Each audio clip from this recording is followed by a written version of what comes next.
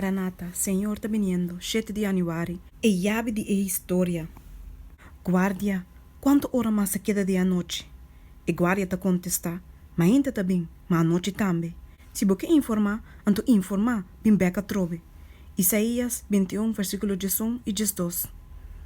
Compreendimento de esperança de Cristo sua segunda vinda, da llave que está abre inteira história que tu sigue e que tu explica tudo o lesson do futuro.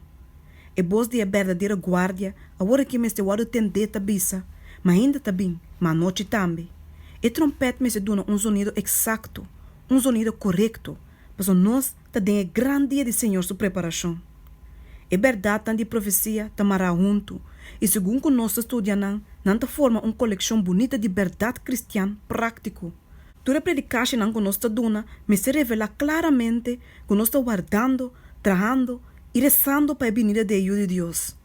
Sua venida está na esperança.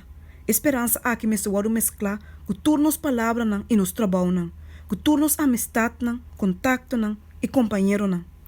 E segundo venida de ajuda de gente, me se está o tema maravilhoso que me se pode ter delante de gente na sua mente. Esse aqui é tópico que nunca me se pode largar para foder nos conversações e predicações. E realidade na eterno me se pode ter delante de a vista de a mente. E a atração do mundo lo parece maneira não está realmente. Totalmente inútil maneira vanidade.